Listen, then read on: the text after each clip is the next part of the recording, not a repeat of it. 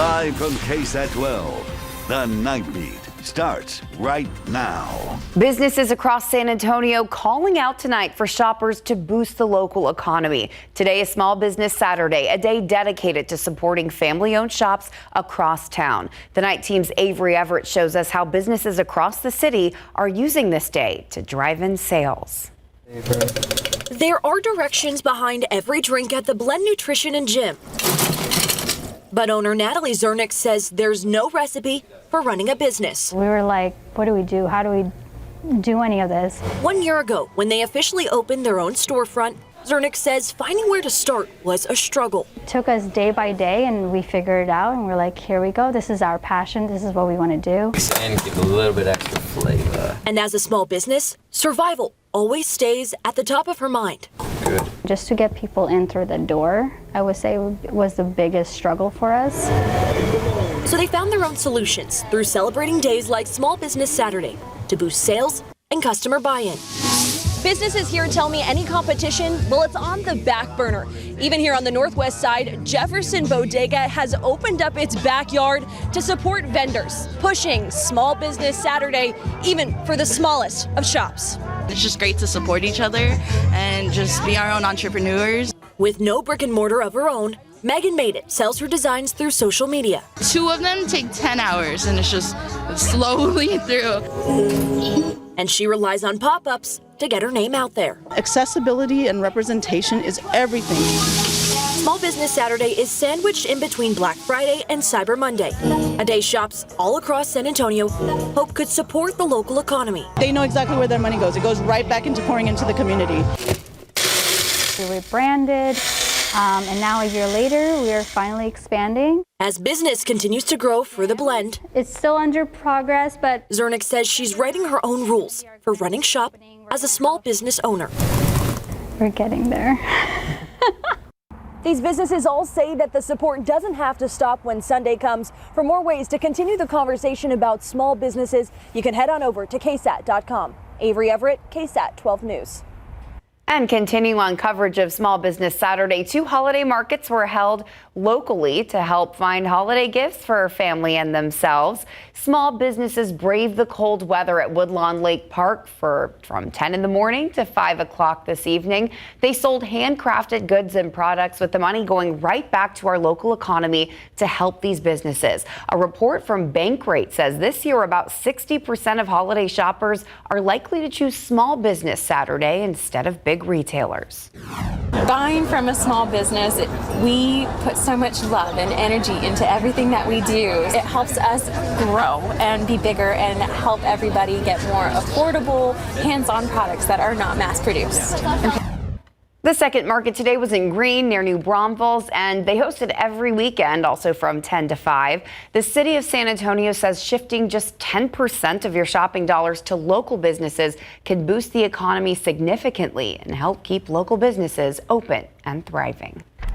Yeah, and thankfully it wasn't too bad, although it was a little chilly out there earlier today. We had the overcast, kind of gloomy skies in place across a good chunk of south central Texas, and even a few light spotty showers moving through portions of the Alamo City earlier this afternoon and into the evening. Now, as we head into the overnight hours, I think a few more will be possible, especially through sunrise.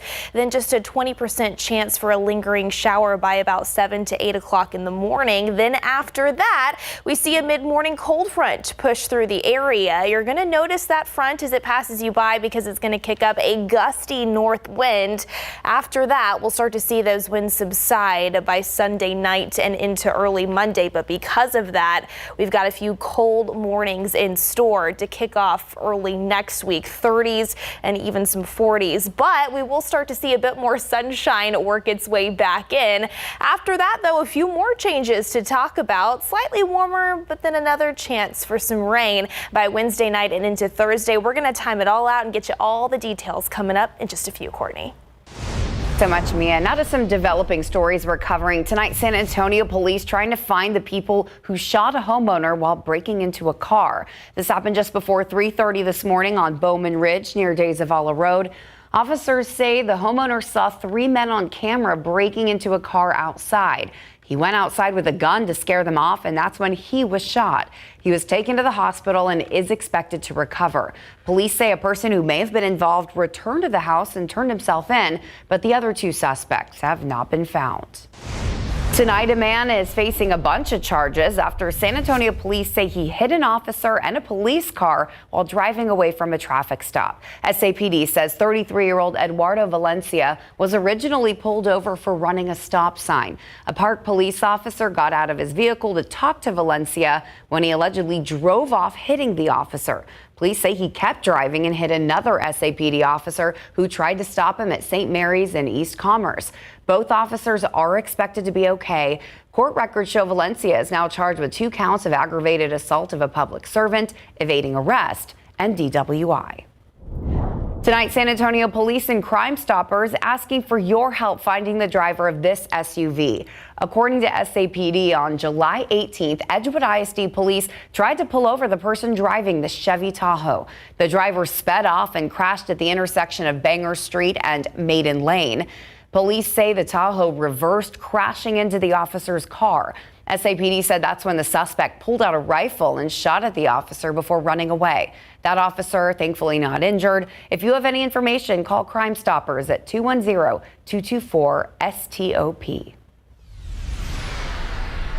To a dramatic second day of the temporary ceasefire between Israel and Hamas. After releasing 24 hostages on Friday, another 17 were freed today. But as ABC's Chuck Sievertson reports, that wasn't until after Hamas delayed their release. Hamas releasing 13 more Israelis and 4 more foreigners on Saturday, one day after 24 hostages were freed Friday. Those freed hostages leaving Gaza through the Rafah border crossing, then taken to Israeli hospitals to be reunited with their families. Among those released today, 9-year-old Emily Hand, Hila Rotem, whose mother is still being held by Hamas, and siblings Noam and Alma Or. But the 2 coming home to no parents. Their mother was killed on October 7th, and their father is still being held in Gaza. The 4 foreigners released Saturday were all Thai nationals. As part of the exchange, Israel releasing another 39 Palestinian prisoners. In northern Gaza, Palestinians crowding around trucks filled with much-needed food, drinking water, and medicine as those trucks arrived after several delays. Those deliveries part of the 4-day ceasefire deal between Israel and Hamas. Hamas delayed Saturday's scheduled hostage release, claiming Israel had violated the terms of the truce deal, alleging the aid deliveries permitted by Israel fell short of what was promised. But eventually Hamas proceeded with the release following mediation by Qatar and Egypt.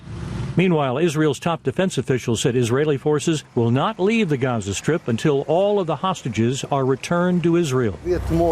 While visiting military commanders in the Gaza Strip, Defense Minister Yoav Gallant warning Hamas militants that any future truce talks would take place under fire. Chuck Sievertson, ABC News, New York.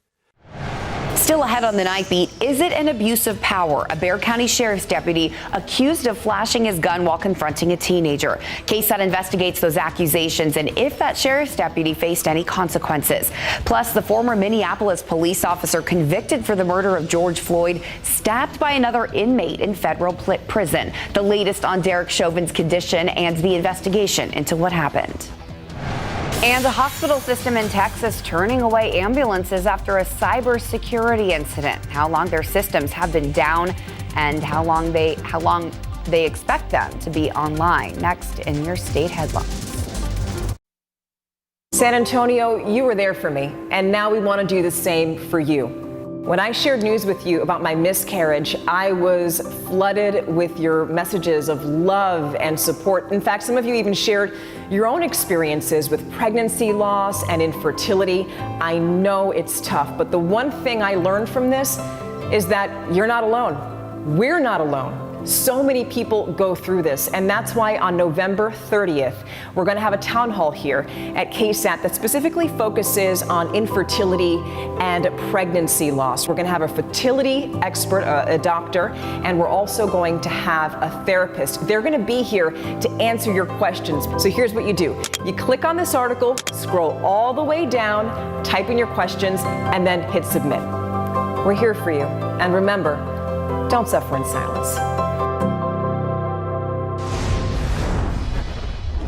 All right, a number of Texas hospitals are being forced to turn ambulances away because of an apparent cybersecurity incident.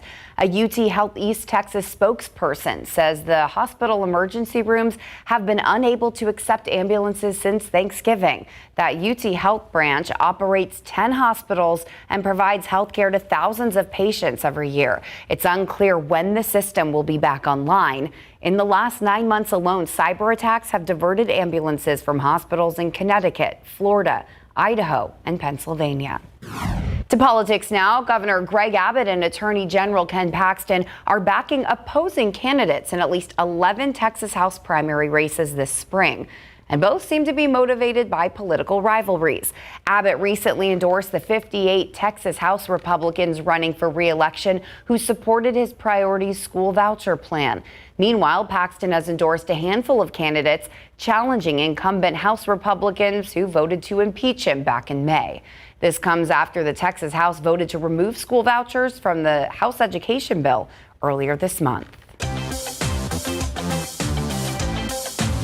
All right, there are just a few days left in No Shave November, and we're raising money for a good cause. 12 different cancer foundations. If you'd like to donate, just scan the QR code on your screen to learn more. Last year, KSAT raised more than $30,000 to benefit cancer research, treatment, and prevention. And continuing on the theme of giving, from now through December 12th, you can donate a pair of new shoes or socks to the Share the Shoes campaign. It's through the organization Zapatos. You can drop those donations off at any of the 7 SAPD substations. They need shoes and socks for toddlers all the way to adult sizes. We have all the information on KSAT.com. Well, I think this was the perfect drizzly day to maybe stay inside, eat some leftovers, knock it off the couch. Yep, and start to put up some indoor holiday decorations. Yesterday was a great day for outdoor holiday decorations, but today, yeah, you probably didn't want to head outside too much, especially this afternoon when we did have a few spotty light showers push across portions of South Central Texas. Speaking of which, we're not finished with that spotty rain chance. That's going to continue through the overnight and generally before the sun comes up tomorrow morning. This is what we're looking at right now on radar and in around the San Antonio area. A few isolated showers along and south of the Highway 90 corridor. For the most part in Bexar County, we've got a little bit more of a notable shower that's just crossed over Highway 90 on the far west side, closing in on Petranco. That's going to move closer to the SeaWorld area and eventually Leon Valley as it works farther up to the north as well as the east. And then farther off to our southeast, across the coastal plains near Kennedy, Karn City, even Runge, approaching Yorktown and Cuero. Just a few more isolated light showers, maybe a few sprinkles, more of the same out in Uvalde County, near Uvalde itself and along the Highway 55 corridor closer to Haby Crossing. So we're going to continue to monitor all of this through the overnight. We're going to keep it at about a 30 to 40% potential for a few more showers, again, generally before the sun comes up, which is likely going to make for a damp start to our Sunday. But this is the big picture across the Lone Star State. This is all out ahead of this next cold front. This is what's going to be working into our neck of the woods by mid-morning. You can see more widespread rain near Dallas, Tyler, as well as Texarkana. All of that as that low pressure system continues to work its way eastward while we're sitting in the still chilly 50s right now here in San Antonio. Take a look at Amarillo, below freezing right now, 25 degrees. It's 38 in Lubbock and 44 in Abilene. We are going to see a few cold mornings in the 30s and 40s after this front works its way through. So let's talk about that. But first, here's a look at your futurecast again through the overnight. There's that about 40% potential for a few more light showers to work across portions of the area. By 7 a.m., most of that activity is south of San Antonio. We're going to start to see that boundary work into the Alamo City. In between about 7 to 9 o'clock in the morning, you're going to notice that this front passes you by because after it does so, we're going to see gusty north winds kick back up. In fact, upwards of about 30 miles per hour at times, especially throughout the first half of the day, maybe even gusting upwards of 35 miles per hour. So if you did put up any outdoor holiday decorations already, make sure that those are secured. All right, temperature wise, low 50s expected, about 53 degrees. So a chilly start tomorrow at about 7 a.m. Cloudy skies in place. I think we could actually fall a couple of degrees by mid-morning as we see that front push through. But after that, we are anticipating some clearing into the afternoon. So a few peaks of sunshine is going to help temperatures climb just a little bit. Again, drying out throughout the remainder of the day as well. A high temperature pointed at around 58 degrees for us here in San Antonio. Some low 60s possible, especially the farther south. 60 in Floresville as well as Pleasanton and Poteet. 61 in Sabinal. Mid-50s though up into the hill country for places like Kerrville and Comfort. We mentioned those cold mornings. You are going to want to bundle up as winds start to subside overnight Sunday and into Monday. 30s and 40s expected Monday and Tuesday. So you'll want the coat as you're stepping out for the morning drive. After that, we'll see more sunshine throughout the first half of the week. Low 60s by Tuesday. And then we'll see another weather system move across the Lone Star State. That'll bring with it another decent chance for rain, especially by Thursday and Thursday night. So that's something to check back in on in the coming days, Courtney. Winter weather, at least in the morning. I'm excited. We're very excited. All right, thanks so much, Mia. Mary, you are keeping track of high school football playoff action. Yes, it was an eventful Friday night of high school football and day for that matter. And today the playoff action continues as area programs try to get past the third round. And Texas A&M plays Jaden Daniels. And you're seeing Coach Popovich later in the show. We'll hear from Coach Popovich as he talks more about the incident last Wednesday.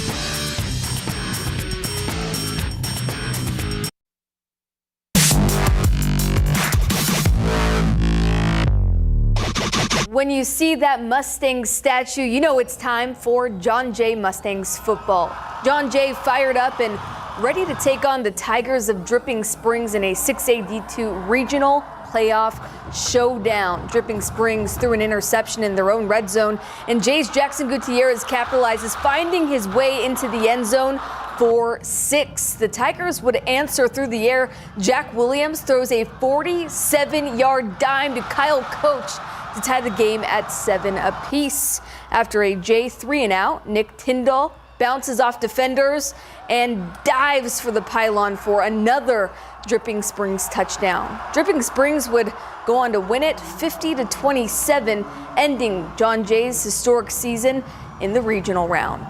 And in the 5A D2 nightcap, the undefeated Alamo Heights Mules battled the 11-1 Warriors of Piper. The Mules strike first. Colin Ernst's play action pass to Anderson Bogus is placed perfectly for the 14-yard touchdown. The Warriors answered back through the air. Watch closely as Piper's Jake Strachan rips the ball away from Michael Terry for the touchdown. Talk about taking things into your own hands. But Michael Terry would get his revenge, first by running in a touchdown to extend the Mules' lead. Then he snagged an interception in front of Strachan and returned it 40 yards for the pick 6. It was a high-scoring affair.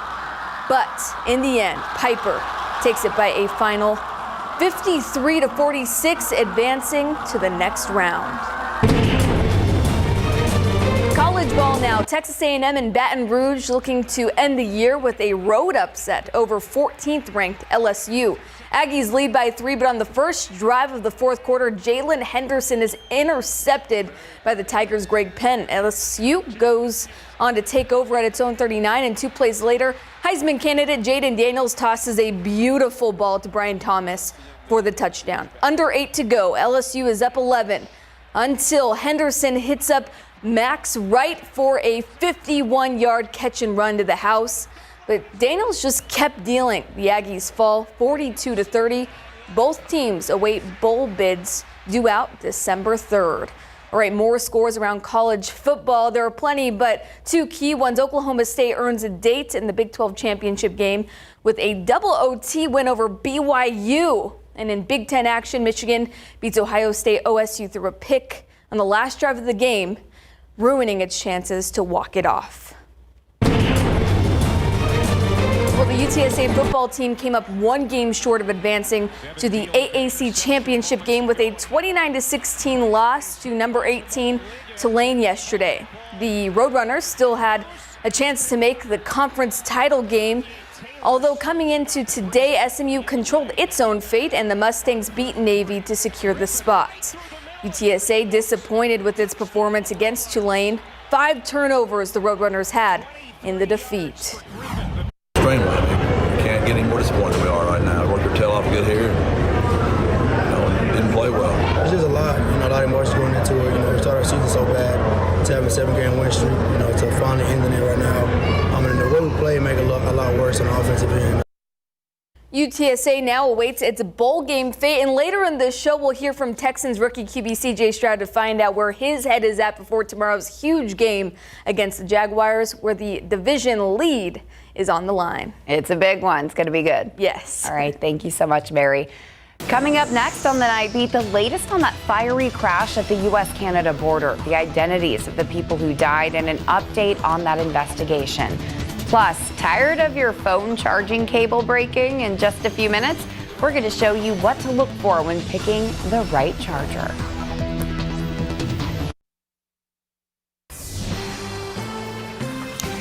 A Bexar County Sheriff's deputy assigned to protect Judge Peter Sakai, accused of flashing a gun off duty while confronting a teenager in front of a home. The whole thing was just out of control. I thought he was going to harm me and my family or something over a guy going slow on me, honking at him. KSAT investigates Dylan Collier uncovered footage and law enforcement records from a traffic dispute that escalated. So I was coming home from the store because my mom sent me to get something. This 17-year-old asked that we call him Kyle to protect his identity. Heading back with groceries late in the evening, July 6th, Kyle says a minivan in front of him was driving less than 10 miles per hour. And I honked at him, and then he kept on going slower as we were entering the street. So I honked up and I rolled down my window, and I yelled, "F and move," which was pretty stupid. But I was impatient. I was trying to get home. Surveillance footage obtained by KSAT Investigates shows the van drive past Kyle's home and pull into a neighbor's driveway just as Kyle arrives. Moments later, the van pulls away as a dark-colored SUV stops in front of the house. He pulled up. He rolled down his window, said, "We have a problem." I said no. A subsequent Selma police report, which identifies the driver of the SUV as Bexar County Sheriff's Deputy Michael Hunt, states that Hunt showed up to the home because the teenager was honking at his father. Hunt was captured on camera delivering this message to the teen.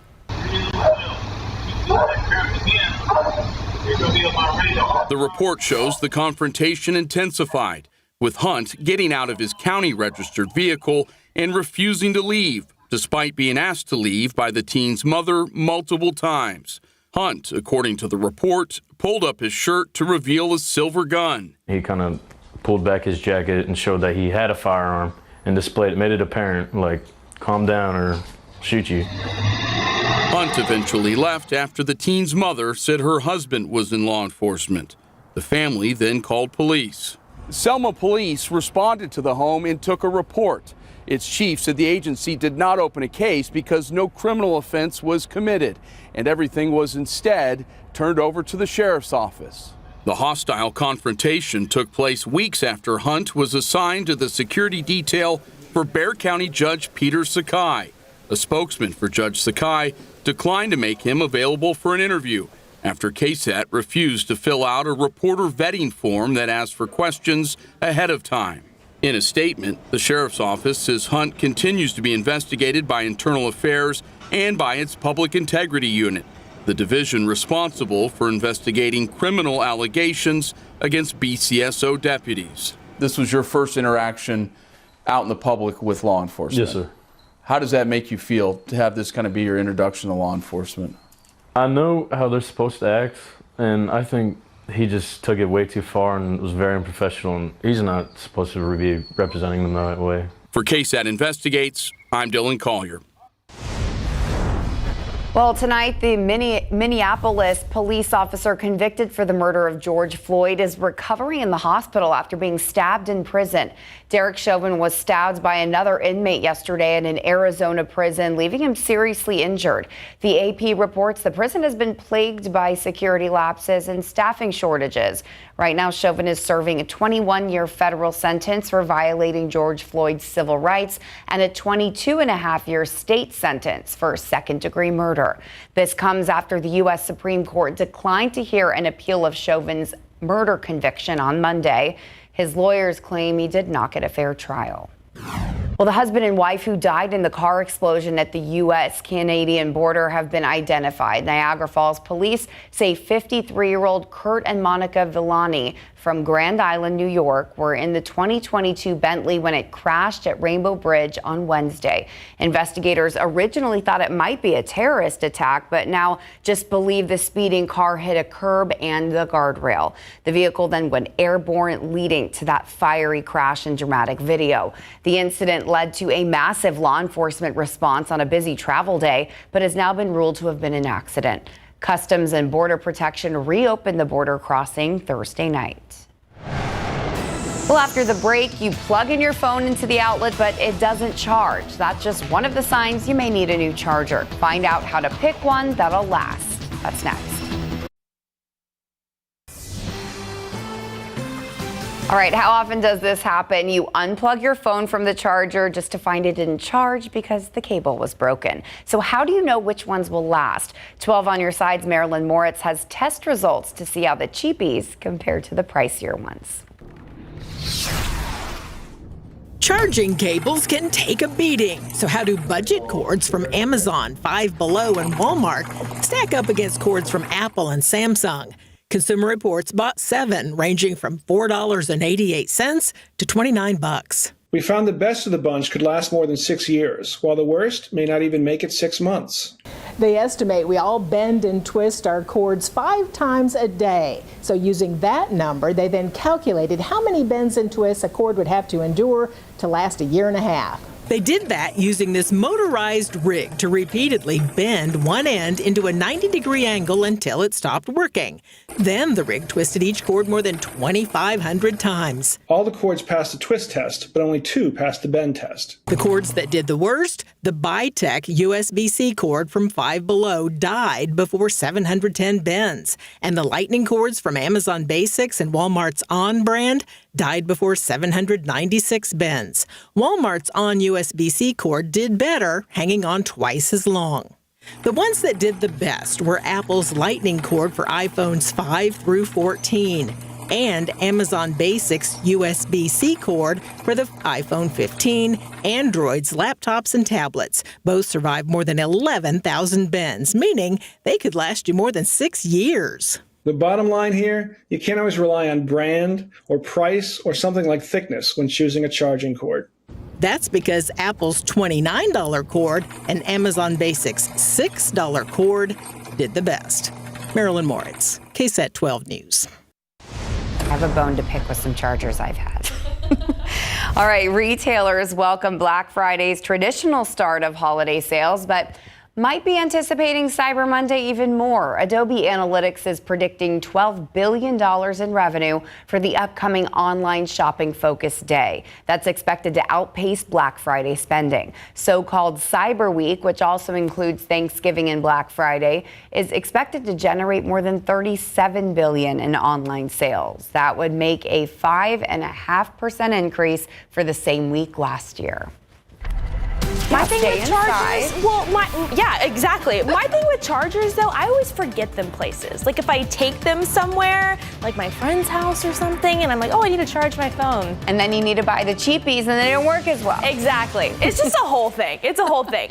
But yes, today was a great day to kind of stay inside with the overcast skies in place. It actually was a cooler than average day by 10 degrees because of that. And of course, the light shower activity that we had this afternoon and evening as well. 51 degrees, the low temperature was 59 this afternoon. That's all we were able to do in terms of our high temperature, again 10 degrees below the average for this time of year. A good chunk of the area staying in the 50s. Kerrville, Hondo, Uvalde, Rock Springs. Gonzales, though, did manage to climb into the mid 60s. It was 62 in Cotulla and 61 in Carrizo Springs. Now, as of right now, temperatures have not been able to fall a whole lot because of the cloud cover still in place. We're in the 50s, and yes, still a few low 60s out there as well. We've got got a cold front that moves in tomorrow. Yes, that does look to spark up a gusty north wind for the back half of the weekend's plans, but also bring with us some colder temperatures. We'll talk all about it coming up in just a few. I don't know if it's the weather. I don't know if it's the fronts. I know I'm having allergies, but I got that rasp going on. Well, and so that's a good point to bring up, though, because mountain cedar showed up early this year. This past week, we had our first mountain cedar reading of the season. Boo. And I know, big boo from everybody, a collective boo, because we're going to see another front move in tomorrow, and that likely is going to cause more mountain cedar to work in for the start of the upcoming week. So I'm glad you brought that up, Courtney. That's something we'll continue to monitor when it comes to the pollen count here over the next several days. All right, looking ahead to the back half of the weekend, again, we are still expecting some spotty light showers in spots through the overnight. So wherever we do find those, likely is going to make for a damp start to our Sunday. But then we see that cold front move in between about 7 to 9 a.m. here in San Antonio. After that, it's going to be windy. Wind gusts upwards of about 30 to even 35 miles per hour throughout the first half of the day, and then starting to subside into the afternoon. Into the early portions of the upcoming week, cold mornings then follow 30s and 40s. We will see a bit more sunshine into the afternoon. Late week, though, that's when we're expecting another chance for some rain and another weather maker to work in to the Lone Star State. So again, here's the latest with the isolated showers that we have in place right now. We were monitoring that more notable shower out on the far west side. That is now crossed over 1604, moved across Culebra. That's pushing over Bandera Road as we speak near Leon Valley. That's going to continue to work closer to Oakland Estates here over the next 15 minutes and closing in on the I-10 corridor up on the northwest side. A very light shower just north of St. Hedwig out there in far eastern Bexar County, and another little splash of rain approaching Brackenridge High School near downtown there as well. And of course, we're still monitoring these spotty light showers across our far southeastern counties near the Highway 181 corridor. It's not going to be for everybody overnight, but we've got that 30 to 40% potential for a few more light showers to work across the area. Then by 7 a.m. tomorrow morning, a few more possible, especially south of San Antonio and across the coastal plains. We're already seeing that front work into the region. It's cleared the hill country by 7 a.m. That will continue to work its way farther off to the south. Winds pick up, but I do think we will see a few peaks of sunshine into the afternoon, helping temperatures warm into the upper 50s. It will still be a cool day for us here in San Antonio. The parent area of low pressure that's going to drag that front into the region is sitting across the central plains right now. You can see even some snow working across the upper Midwest. We've got winter storm warnings in place in Kansas. Winter weather advisory stretching up towards Chicago as well as Omaha. Check out temperatures in the mid-20s in those places. Casper, Wyoming right now, 14 to 15 degrees. It is not going to get anywhere near that cold for us here in South Central Texas. But again, we do have those cold mornings in place Monday and into Tuesday, 30s and 40s expected before we start to warm things up ever so slightly into the second half of the week. But of course, before we can get there for your Sunday, starting off around 53 degrees with the cloud cover, then we'll see that front move through by mid-morning. A few peaks of sunshine into the afternoon, highs climbing into the upper 50s. Expect gusty north winds upwards of 30 to 35 miles per hour. You'll want the coat Monday and into Tuesday morning. Sunshine warming us into the low 60s by Tuesday. And then after that, we'll see another low pressure system work across the state, bringing with it a chance for some scattered rain by Wednesday night and into Thursday. See if I can even speak tomorrow. We'll see. Check back in. Tune in just to see me try to read a script. All right. Thank you, Mia. All right, Barry, a big day for CJ Stroud tomorrow. Yes, CJ Stroud in his first year has put the Texans in position to lead the AFC South halfway through the season. Tomorrow, Houston welcomes Jacksonville to town. Plus, the Spurs fell to the Warriors last night, and does Coach Pop regret telling fans not to boo Kawhi? Of course not. Coming up after the break.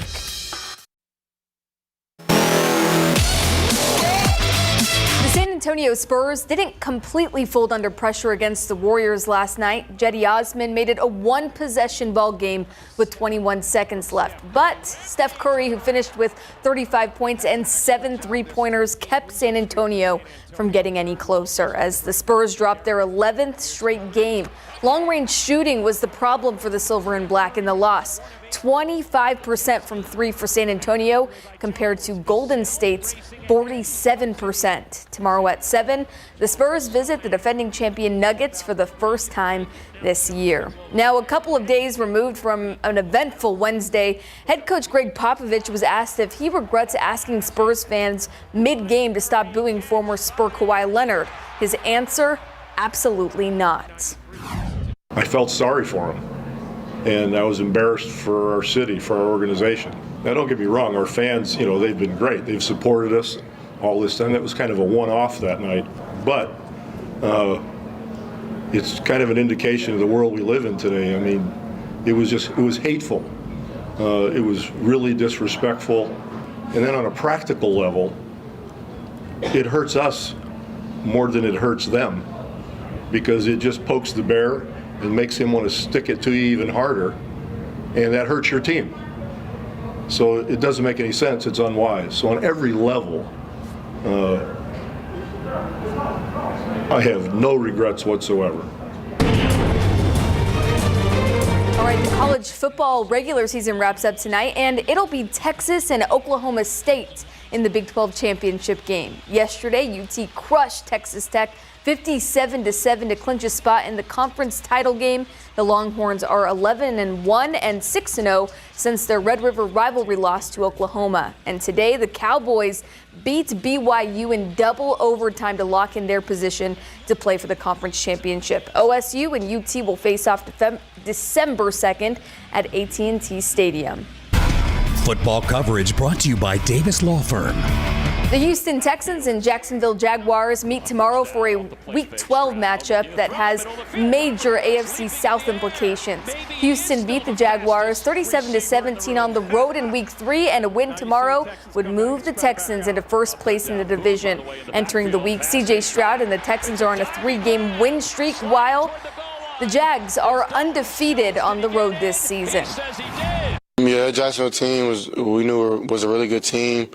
Just had played the Chiefs and played them hard. And at that time, we were just desperate for a win, really. Just wanted to play as hard as we could and was able to get a dub, but that wasn't easy. They were a really good team, and we know that they're going to even bring it this week, too. So it's hard to beat a team twice, so we got to be on our A game, got to execute at a high level and handle the things that they do and focus on our execution. But, yeah, that team is very solid, from D-line and backers to DBs to people they bring in, they sub. They're really solid all around on defense and offensively, so we got to be able to execute and put points on the board. It'll be a really good game. The two kick off at noon tomorrow at NRG Stadium. The Cowboys played on Thursday, and they don't play again until this upcoming Thursday. Okay, tomorrow's game will have a lot of eyes then. Yes. All right, thank you so much, Mary. And we'll be back right after the break. As we all know, San Antonio always goes all out for the holidays, and now we're making it a little easier for you to see some lights. Right now on KSAT.com, we have got a full list of places you can go to see holiday festivities. That includes the Zoo, Windcrest, and the South Pole. You can read all about it. Just look for the article. Exciting with the holidays. All right, it is going to feel like the holidays, especially Monday and Tuesday mornings in the 30s and 40s after we see that front move in. Tomorrow, again, a few light showers possible overnight, and the wind's the big story for our Sunday. Ooh, so excited. Not about the wind, but definitely about those low winter temperatures. Yes. Thanks so much for sticking around with us, and we will see you tomorrow. GMSA starts early tomorrow at 6. Live from KSAT 12. Good Morning San Antonio starts right now. Good morning. Happy Sunday. It is 6 o'clock this morning. Thanks so much for starting your Sunday with us. Good morning. So yesterday, did you make it out and about after work? No, I stayed in. Okay. But it was good stay-in weather, and we did all of the decorations inside. Nice. Yeah, and it felt cozy. I remember it was like 3 o'clock, and I was like, oh, it's probably almost 5. No, it was 3 o'clock. Okay. Because it was like drizzly and kind of dreary outside. Yeah, never mind the fact that we wake up at 3 o'clock. But hey, you know, it really was a very cozy day yesterday. In my neck of the woods, I got some rain, and there are some spotty showers moving through right now, but this is all ahead of a cold front, which is going to shake up our weather a little bit. Take a look outside right now. You can see a few light rain showers moving through San Antonio and down near Pleasanton as well. In Floresville, we've got some light rain early this morning moving through Hondo. These are all spotty showers ahead of a cold front, which is currently moving through the hill country. Here's a look at some of these temperatures. Take a look at Junction, 46, so about 10 degrees cooler than San Antonio right now. It's 57 in New Braunfels and 57 in Hondo, but a wider view across the state really shows you that cold core of air. Take a look up in Amarillo and in Lubbock, well below freezing. Now, we're not going to get below freezing here in San Antonio, but we are going to see temperatures cool pretty much all week long. Temperatures in the 50s today. It's going to be mostly cloudy, but a big thing I want to talk about with that front moving through, it is going to be windy. We are going to see north gusts up to about 30-35 miles per hour today. So all those lightweight Christmas decorations, if you got an early start on decorating outside, they may be taken away by the wind a little bit if they're fairly lightweight. But coming up in the forecast, we're going to spend quite a bit of time talking about travel trouble spots across the nation. And if you're hitting the roads, or if your family members are hitting the roads across Texas, I've got a couple of things that we should be on the lookout for. So full forecast, detailed forecast for you, including some cold mornings in the week ahead coming up. Sarah, Max. Thank you, Sarah. 41 hostages freed in the first 2 days of the ceasefire between Israel and the terrorist organization Hamas. Now, Hamas releasing 24 hostages on Friday. We told you about that when it happened. And then yesterday, another 17. Remember that these people have been held since October 7th. But the second release almost didn't happen after Hamas said it was going to delay. ABC's Mark Rimald explains.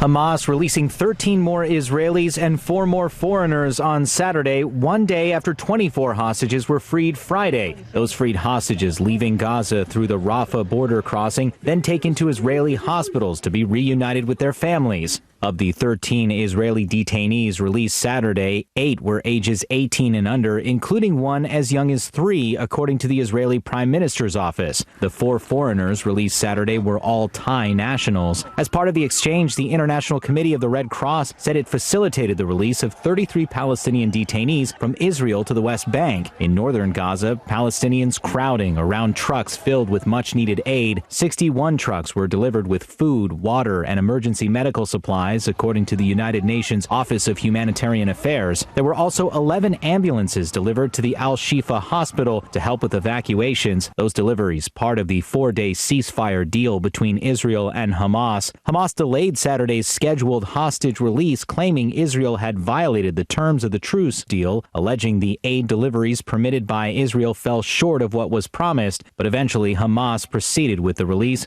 following mediation by Qatar and Egypt. Mark Remillard, ABC News, New York. This morning, San Antonio police are searching for a man last seen on Friday on the north side.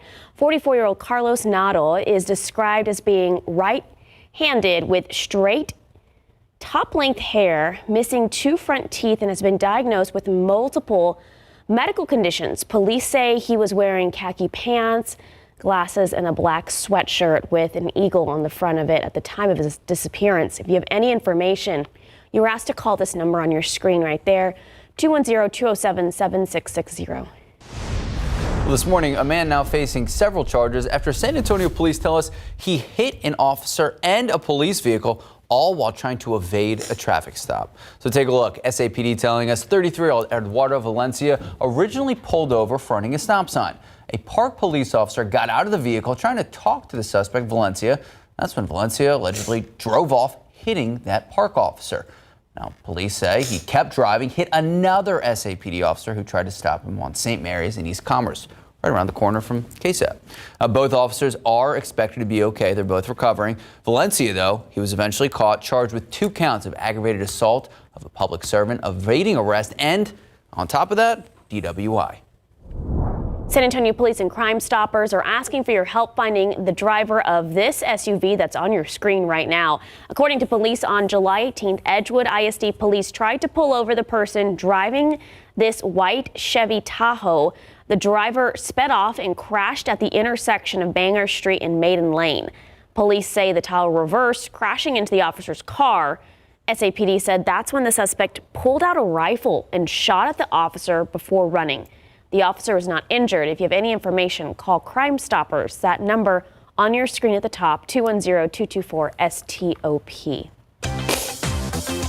All right, November is coming to an end, but that doesn't mean the giving season has to stop. We are doing No Shave November here at KSAT. Oh my gosh, Max, you really pulled ahead. So yesterday, look, we have asked our GMSA Weekend family and you guys, the viewers, our family, the best. You are the best. You have answered the call. And I'm not going to lie, I take a lot of pride in the fact that more than 100 donations, it's not necessarily large donations, just a grassroots movement. Grassroots movement. We've seen people donate $1, $2. So if you can, step up, help out. But I want to give a lot of credit to everyone else on the leaderboard, too. Mike Osterhage, per usual, coming in hot. Always bringing the competition. He's far from done. You know he's going to get a big donation like November 30th. He gets the big donations. Of course, Justin Horn, who actually helped organize and is our captain this year. And then Mark and Steven, our GMSA comrades. So if you can, step up, help out. You still have time. Pull out the phone, scan the QR code on the screen. If you can just donate $1, it can mean so much to so many families that we're trying to help. Also, from now through December 12th, you can donate a pair of new socks or shoes to the Share the Shoes campaign. It's through the organization Zapatos. You can drop off those donations at any of the 7 SAPD substations. They need shoes, socks, sizes from toddlers to adults. We have all that information on our website at ksat.com. Well, there's a building in development in the heart of San Antonio's west side that really holds the unique culture and diverse experiences of our community. Tiffany Huertas takes us to the west side's first museum that aims to preserve the Mexican-American history of San Antonio. The west side of San Antonio is filled with rich culture, arts, and tradition. And at the corner of Guadalupe and South Colorado, a special project will hold some of the community's history. We are going to focus the history on the people who have made San Antonio, the Mexican-American of this city, who have toiled, have worked really hard, have been subjugated to discrimination and redlining, but still, with all that, we have survived and we have thrived. The Esperanza Peace and Justice Center, that's been around for almost 37 years, is behind the Museo del West Side. We have accumulated so much history. The executive director, Graciela Sanchez, shows us where those stories will be stored, right here in what used to be Ruben's Ice House. That history is also going to include the culture, the music, the sounds, the smells of what it was 100 plus years ago, probably up to the 1960s, where we were also organizing around the civil rights, el movimiento, the Chicano movement. The museum will hold photos and items featuring families and individuals who made a big impact in this community. In the building next door, stories from the west side already cover the walls. Diana Rosa is the daughter of Rosita Fernandez, who was one of the most important singers of San Antonio. And in the next week or so, she's going to donate one of her mother's beautiful dresses. Sanchez says this is all possible thanks to community donations, the city, and another organization. As we got schematics, architectural designs, we were able to go to the city of San Antonio, the tax increment refinance zone. So we're part of the West Side TERS, and we've gotten money from them. And then the Mellon Foundation in New York City. You can visit the museum for free. It's expected to open in May of 2024. We are surrounded by an elementary school that's just across the street, by a junior high school that's 3 blocks away, and by a high school that's 4 blocks away. They don't know the history of this neighborhood. If it's not going to be in the curriculum, then we are going to be part of that curriculum, and they can learn it Monday through Sunday. Tiffany Huertas, KSAT 12 News. Time now, 6:10, 58 degrees. Still ahead if you and the family want to head to the movies this weekend. There's some good films coming out. We have a preview of those new films out for the holiday season. And look, we talk about it all the time. Small businesses are the backbone of our economy. Yesterday, Small Business Saturday. Local businesses asking people step up, help out, support, shop local. How they're using this weekend to bring in big sales. 56 degrees at 6:10 this morning. You may have had a shower or two, light shower or two in your area yesterday. I did. I know Sarah Spivey said she did. Will we have more showers in the future? And we have a cold front coming in. Sarah will explain all this when we come back. Good morning and welcome back. So businesses across San Antonio calling out this morning for customers to shop local. Yesterday, as we told you, we brought it to you here, Small Business Saturday, a day dedicated to supporting family-owned shops across our community. It's built in between, of course, Black Friday, Cyber Monday. Businesses say support for small shops doesn't have to end on Saturday. True. So our Avery Everett shows us how businesses across the city are using this weekend to drive up in sales. There are directions behind every drink at the Blend Nutrition and Gym. But owner Natalie Zernick says there's no recipe for running a business. We were like, what do we do? How do we do any of this? 1 year ago, when they officially opened their own storefront, Zernick says finding where to start was a struggle. It took us day by day and we figured it out and we're like, here we go. This is our passion. This is what we want to do. And give a little bit extra flavor. And as a small business, survival always stays at the top of her mind. Good. Just to get people in through the door, I would say was the biggest struggle for us.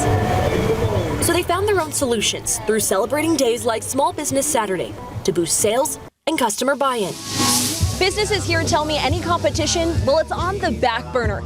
Even here on the northwest side, Jefferson Bodega has opened up its backyard to support vendors, pushing Small Business Saturday, even for the smallest of shops. It's just great to support each other and just be our own entrepreneurs. With no brick and mortar of her own, Megan Made It sells her designs through social media. 2 of them take 10 hours and it's just slowly through. And she relies on pop-ups to get her name out there. Accessibility and representation is everything. Small Business Saturday is sandwiched in between Black Friday and Cyber Monday, a day shops all across San Antonio hope could support the local economy. They know exactly where their money goes. It goes right back into pouring into the community. We rebranded, and now a year later, we are finally expanding. As business continues to grow for the Blend, it's still under progress, but Zernick says she's writing her own rules for running shop as a small business owner. We're getting there. These businesses all say that the support doesn't have to stop when Sunday comes. For more ways to continue the conversation about small businesses, you can head on over to KSAT.com. Avery Everett, KSAT 12 News. All right, so are you guys done with the Christmas shopping? Not even close. Okay. No, not even started. You're done. Done? I We're came good for to you. go. Oh, yeah. What'd you get us? Well, I can't tell you yet, although I do love the earrings. Thanks. I've got my little cat earrings. Aw. Yeah, remind me of my cat Nora there. But hey, yesterday was a great day to kind of like stay inside or shop small if you wanted to. But today is going to be very windy, guys. We're starting off with some areas of rain, but that's a little deceiving because after the front moves through, all of our rain chances are going to be done for the day. But let's go ahead and take a closer look at the radar. There's an isolated shower moving through Bexar County right now, kind of south in downtown near Brackenridge High School, moving through Highland Park and close to Mission San Juan at the moment, just inside of Loop 410 there. And then further on down south, there's a few showers moving through areas like Pleasanton and Jourdanton, just south of Jourdanton and Pleasanton, and moving through Poth right now. Floresville, you just got a quick shower. This is going to be in Falls City within the next 30 minutes or so. And again, a wider view, a few isolated showers also near Hondo and Gonzales early this morning. But this is all ahead of the front that's moving through that's going to help to really clear things out for us and make it very windy. Right now it's 56 degrees, but our forecast high for the day is only 59. And that's because we are going to be seeing temperatures fall pretty quickly here behind this front. Take a look at the weather setup across the nation. I want to transition and talk a little bit about travel, a big travel day. Across the state of Texas, rain is not really going to be a major factor. There might be a few showers south of San Antonio and east of San Antonio, but it's going to be fairly quiet as far as the weather goes across the state. Totally different story when you look to the north and to the east here. This is that big system that's bringing the front through San Antonio. Snowfall, winter weather all across areas like Chicago, the Great Lakes. A lot of airports going to be dealing with this kind of weather today. Now, at the moment, no major airport delays, but it is early in the day. We'll wait and keep track of this for you. You can see that there's also some storminess also near the Gulf Coast states as well. But behind this front, temperatures are much colder, 21 degrees in Amarillo, 25 in Lubbock. We're not going to get down to freezing here in south central Texas, but we will have a few mornings in the 30s because of this front. So this front is moving through the hill country right now. It's kicking up those winds from the north, and this is a big factor for the day today. Windy conditions. I mentioned that there's not going to be too much in the way of weather on the roads, but those winds will be a factor if you're traveling on east-west roads like I-10. Out toward Houston, it's going to be windy. Up toward Dallas, though, partly cloudy and cool. Down toward Laredo, just cloudy on your trip down to Laredo and Corpus Christi, as well as near the Rio Grande Valley. Now, the Rio Grande Valley, you might run into a few showers early this morning. Otherwise, the winds are going to be the big factor. And here in San Antonio, we're going to see wind gusts of up to 30 to 35 miles per hour this morning. By the evening, winds will calm, but it's still going to be a pretty windy day. So keep that in mind as you're planning your day. Let me take you through your KSAT 12-hour forecast. Temperatures pretty much holding steady in the 50s today behind the front. Take a look at these winds. Steady from the north at 15 to 25, gusting up to 35 miles per hour. It's going to be mostly cloudy and windy. A few peaks of sunshine, 59 for the high, cooling down quickly this evening with temperatures falling into the 40s by 9 p.m. Highs in your neighborhood, 62 in Del Rio, 64 Carrizo Springs, 62 Cotulla, 62 in Hondo, 55 in Kerrville, 57 in Canyon Lake. Here's a look at that forecast for you. Cold mornings. Take a look at these mornings. 40 on Monday and 39 on Tuesday. Highs are going to stay in the 50s and 60s pretty much all week long. We do warm up into the 70s by the weekend. Hey, coming up in the next half hour, we're going to talk about that next chance for rain on Thursday. Scattered showers likely to develop. More news for you after the break.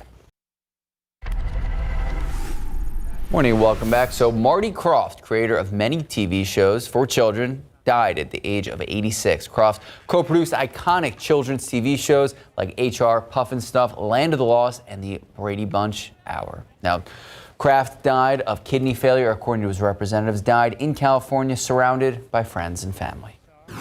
Rolling Stones hitting the road with a 16-stop stadium tour in the new year. Mick Jagger, who is, we said 80? 80 years old, looks great. Way to go, Mick Jagger. Keith Richards and Ronnie Wood are kicking off their concert series on April 28th. Hey, not too far from us in Houston. Tickets go on sale December 1st. This tour supports Hackney Diamonds, the legendary rocker's first new album since 2005. We need to look up how old Keith Richards and Ronnie Wood are. It's amazing how they're still thriving. We were talking about it in the break. Right. I mean, hey. I don't like they the look 80s exactly, are the new 60s. Apparently. I mean, they look exactly the same for the last 30 years. Well, goals. Yeah, right there. Yeah, we just need all that money. Time now, 6:24, 56 degrees. A variety of new movies are coming out this holiday season. We'll have a peek at some of them after the break. 3, 2, 1. There's something for every movie fan this holiday season. I must warn you, I will not lead a second in command. Two big stars will play two big historical figures. Napoleon stars Joaquin Phoenix as the French general and emperor, and Maestro features Bradley Cooper as the legendary composer Leonard Bernstein. Cooper also directed the film. Maestro is Bradley Cooper's directorial follow-up to A Star is Born. Obviously, A Star is Born was a huge hit, so we'll see, does he have what it takes in his sophomore outing? he took my sister away from me. One of the most anticipated movies this season is The Color Purple from producers Steven Spielberg and Oprah Winfrey, who starred in the 1985 version.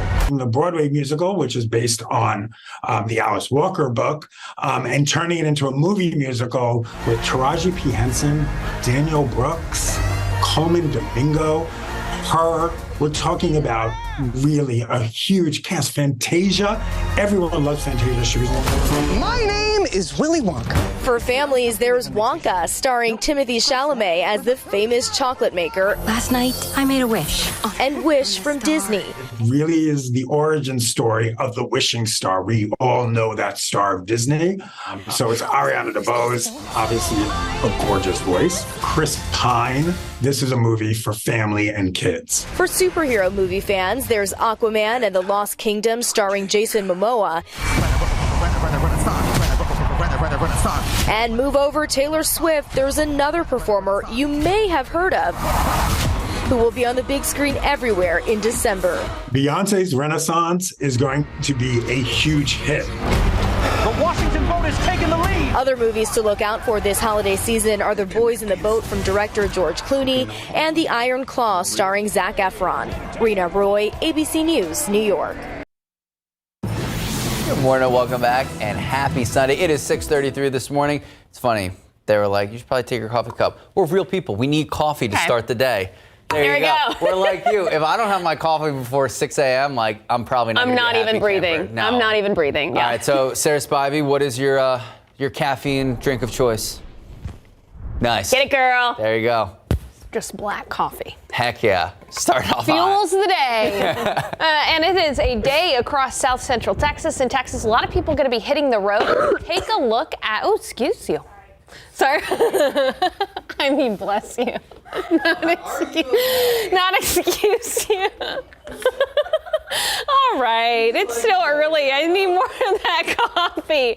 Okay, as you can see, 37 at Southeast Military. We have got some wet roads out there from some areas of rain. A shower moving through southern San Antonio, right on that 410 loop there through areas of 37. And you can see even some light rain showers out near Divine and Hondo. Poth, Falls City also getting some of that rain. This is all ahead of a front, which is going to be moving through today, really making it pretty windy. Here's a look at where that front is right now. Colder air behind that front with temperatures in the 40s, and we are not going to get in the 40s, but we are going to be seeing temperatures in the 50s during the day today, with winds gusting up to about 30 miles per hour. 40s later on tonight, though. After about sunset, we're going to be dipping down into the 40s for that morning, low tomorrow morning as well. But the big story is windy conditions out there for us. Turning windy today with gusts up to 30 to 35. Cold mornings in the week ahead, even dipping into the 30s, and cool afternoons. We're going to struggle to get out of the 50s for most of the week. And then I do want to talk about our next rain chance, which will be arriving on Thursday. A lot to unpack in the forecast, plus a look nationwide to see how things are going travel-wise, coming up in just a bit. Sarah and Max. Sarah, thank you. A Bexar County Sheriff's deputy assigned to protect Judge Peter Sakai is accused of flashing a gun off-duty while confronting a teenager in front of a home. The whole thing was just out of control. Like, I thought he was going to harm me and my family or something over a guy going slow and me honking at him. KSAT Investigates Dylan Collier uncovered footage and law enforcement records from a traffic dispute that escalated. So I was coming home from the store because my mom sent me to get something. This 17-year-old asked that we call him Kyle to protect his identity. Heading back with groceries late in the evening, July 6th, Kyle says a minivan in front of him was driving less than 10 miles per hour. And I honked at him, and then he kept on going slower as we were entering the street. So I honked and I rolled down my window, and I yelled, "F and move," which was pretty stupid. But I was impatient. I was trying to get home. Surveillance footage obtained by KSAT Investigates shows the van drive past Kyle's home and pull into a neighbor's driveway just as Kyle arrives. Moments later, the van pulls away as a dark-colored SUV stops in front of the house. He pulled up. He rolled down his window, said, "We have a problem." I said no. A subsequent Selma police report, which identifies the driver of the SUV as Bexar County Sheriff's Deputy Michael Hunt, states that Hunt showed up to the home because the teenager was honking at his father. Hunt was captured on camera delivering this message to the teen.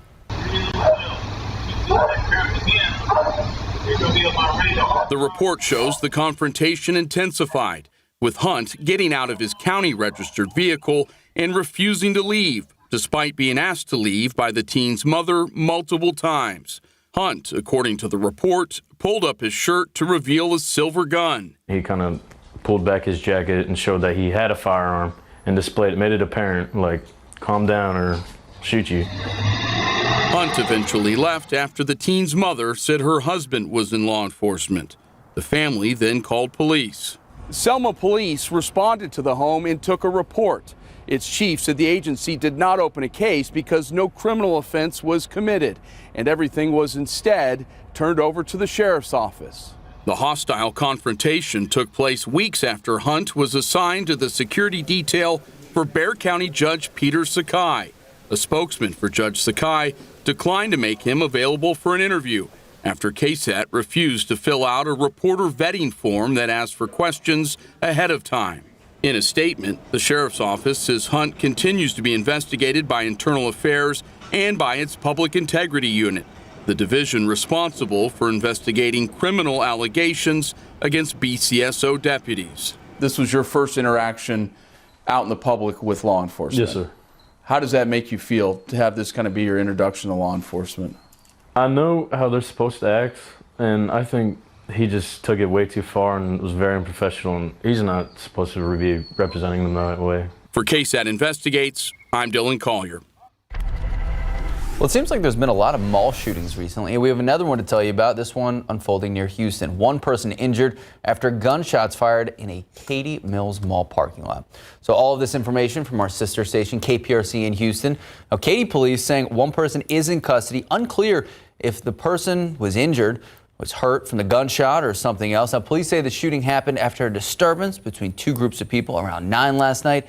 This investigation is ongoing, so stay with us on air and online as more information is expected to become available.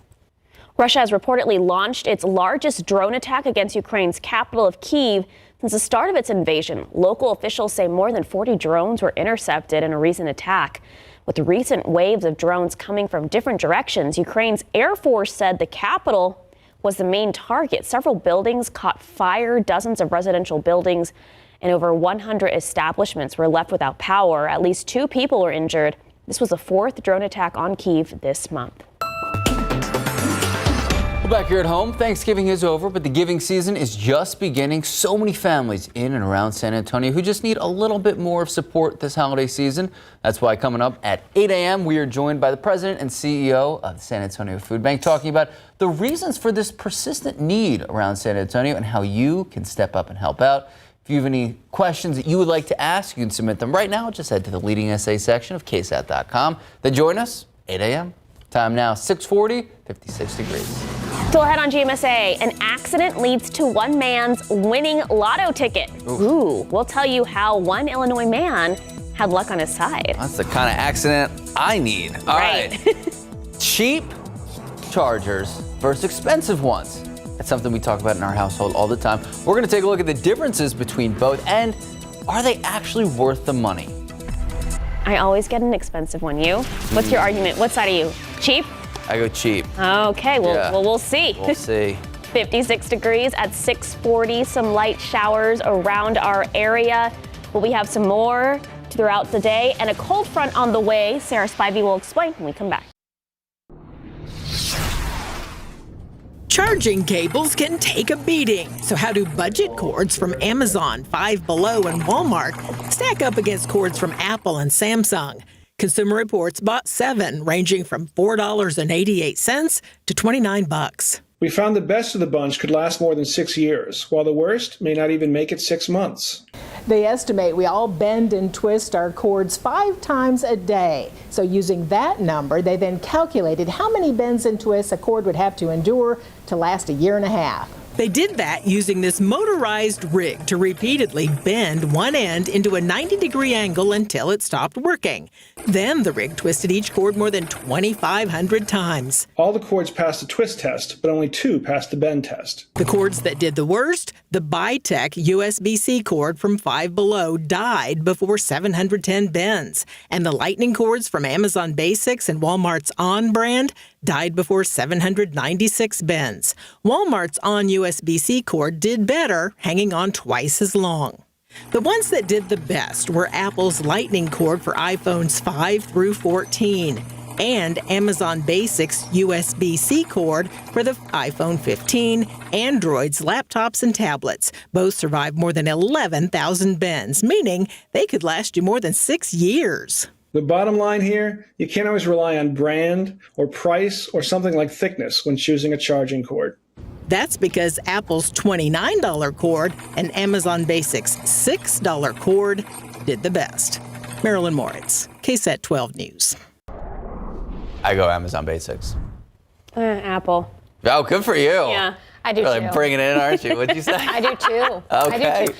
But I have one charger and I move it throughout the house. Oh, no. So I'm annoying like we that. have yet. one in, well, we only have 2 rooms, but we have one in each room.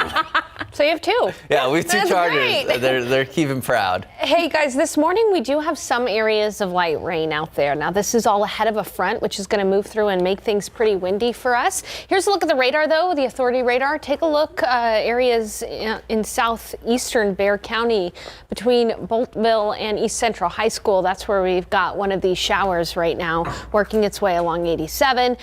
Just an isolated shower. Everywhere else things are pretty much dry. There are a few showers, though, south of San Antonio and into Atascosa County. Shower just moved through Pleasanton and Jourdanton. It's moving through Poth right now toward Falls City at the moment. This is, again, all ahead of a cool front, which is moving through as we speak in the hill country, and it's going to make things very, very windy today.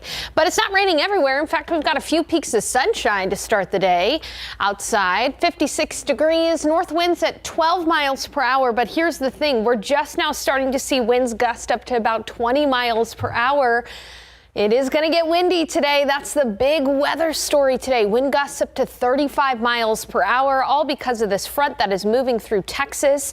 And this same system that's bringing the front through San Antonio is going to create headaches across areas in the Midwest for travel. As you know, it's a domino effect. Once one airport deals with weather delays, a lot of airports deal with weather delays. It's a big travel day, too. If you're traveling across Texas on the roads, there's not going to be much of an issue weather-wise except for the winds. Again, temperatures are falling behind this front. It's 35 in Abilene, 36 in Midland, 20s in the Panhandle. We're not going to get down to freezing in San Antonio, but we are going to see a few mornings in the 30s and in the 40s. And again, the big story here today is the winds. If you're traveling on east and west winds, I'm thinking about I-10 from San Antonio to Houston, you're going to have to be dealing with that wind from the north. So watch out for those high-profile vehicles. That is the big story today. Winds are going to be gusting up to 35 miles per hour. Later on this week, though, we are going to have cold mornings and cool afternoons. As the kids head back to school, make sure to bundle them up. Mornings in the 30s and 40s, afternoons only in the 50s. And our next rain chance is Thursday. So let's talk about the day today and the winds. Winds are going to be sustained from the north at about 15 to 25 miles per hour. Temperatures staying in the 50s all day. We'll see mostly cloudy skies this afternoon and a high right around 59. Windy all day long until the sun sets, and that's when winds are going to start to calm a little bit. But we're still going to see mostly cloudy skies. It's going to get chilly in the 40s by 9 p.m. Here's a look at neighborhood highs. Cooler than average. Our average high this time of year is 69. It'll be 55 in Bernie, 55 in Bulverde, 62 in Hondo, 57 in Canyon Lake, 59 in New Braunfels, 62 in Pleasanton, and in Floresville, 62 in Uvalde. Chilly mornings and cool afternoons. That's the story for this week. Take a look at tomorrow morning. 40 degrees and a high of only 58. Tuesday, 39 degrees. We're going to stay above freezing. We don't have to worry about a freeze. We still have yet to see our first freeze in San Antonio this year. Highs only in the 50s through most of the week. We warm up a little bit on Thursday, and that's because we're going to have some more moisture in the air. And Thursday is our next best rain chance. We'll see some scattered showers as a result of this low pressure system moving through on Thursday. Right now, we're calling it about a 40% chance on Thursday. That's a good chance for rain. Otherwise, again, get ready for the chilly mornings and the cool afternoons. This cold front, the cooler air, sticking around for a few days. We'll be back in the 70s, though, by Friday and Saturday. Thank you, Sarah. Thank you, Sarah. Time now 6:50, 56 degrees. Okay, hundreds of people now without a place to live. Oh, no. And we've talked about this after Life at Sea cruises cancels. They canceled it, Max. Canceled it. Their 3-year cruise. After the break, why it had to be canceled and what's being done for those passengers. I was advocating for us to go live there. Oh, that would have been fun. That would have been real fun. All right, taking a live look out of the roadways. Everything is smooth sailing. We know people wrapping up those 4-day weekends. Coming back. If you are out and about, drive safe, be smart. If anything pops up, we'll keep you posted. Good morning and welcome back. So we told you about this when it first got released. It was supposed to be the trip of a lifetime, but now it's not even happening. Life at Sea Cruises says they had to cancel their 3-year inaugural cruise because, get this, they didn't have a boat. Ooh, this bad logistics behind this planning. The voyage was originally due to depart from Istanbul on November 1st after being postponed twice and relocated to Amsterdam. The cruise, it's officially off. So here's the thing. It sounds like kind of a Ponzi scheme. Yeah. Passengers now out hundreds of thousands of dollars. Because remember, you live on the cruise for 3 years. You had to pay a lot of money. Some say they don't have anywhere to go. They've either sold or rented their homes, all in anticipation of this round-the-world voyage. Wait, are they getting their money back? You hope so. Okay, so Life at Sea Cruises says it is working to refund passengers, but that will take a few months. Oh my gosh. Oh my gosh. We got to think about the logistics because they probably took the customers' money and used that to pay for some of the cruise amenities. So then it's a whole process, and then at the end of the day, they might have to file bankruptcy. Not selling my house. Nope. No. All right. Well, hey, on the opposite side of the spectrum, what about winning a few $1,000s? An accident ends with one man in Illinois winning a $25,000 lotto ticket. It all happened after the winner stopped at his usual spot to buy his 10 or 20 chance ticket when the clerk accidentally gave him 10 chances on each ticket. Good for him. So he won $25,000 because he matched 5 of the numbers he drew correctly. Now, the lucky winner says he plans to use the money, travel, and then save the rest, and he can't travel on the cruise for right now. Oh. Yeah, but good for you. Good Quick for you. $25K. What a day. Yeah. Yeah. $25K for life. Okay. Oh my gosh. Time now, 6:55, 56 degrees. Here's a look at what's coming up on Good Morning America. Good morning. Coming up here on GMA, massive travel day for millions hitting the roads and the skies heading home from the holiday weekend. The TSA joins us live this morning with what to expect, and our weather team has the latest on that post-Thanksgiving storm. And overseas in the war between Israel and Hamas, the temporary ceasefire holding as we learn more about the latest hostage prisoner exchange and some Israelis who are held captive begin to reunite with their families. Plus, the 3-year cruise trip around the world that was suddenly canceled and what some passengers are saying now. That's all ahead right here on GMA. All right, take a look at the radar right now. You can see that there's an isolated shower moving out near Calveras Lake, near Devine, and southern Wilson County seeing some rain right now through Atascosa County, too, closer to Charlotte. Now, the big story today are going to be the winds. That front is moving through as we speak, gusts up to 30, 35 miles per hour through this morning. Winds will eventually calm this evening. It's going to be a cool day. Highs only in the 50s all day for us. Windy, mostly cloudy.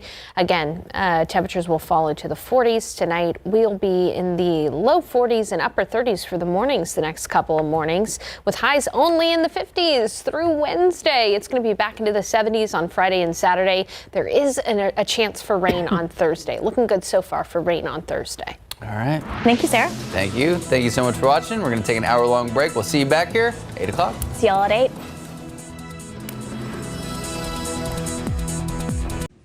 No snow here, but we do have some areas of light rain near Devine and into Karnes County, as well as southern Atascosa County. This is all ahead of a cool front, which is moving through San Antonio. A few peaks of sunshine out there, but it's generally cloudy and 56. It's getting gusty, gusts up to 22 miles per hour behind that front right now. And throughout the day today, we'll have wind gusts up to 30 miles per hour. It's going to be cool all day in the 50s with temperatures dipping into the 40s after sunset tonight.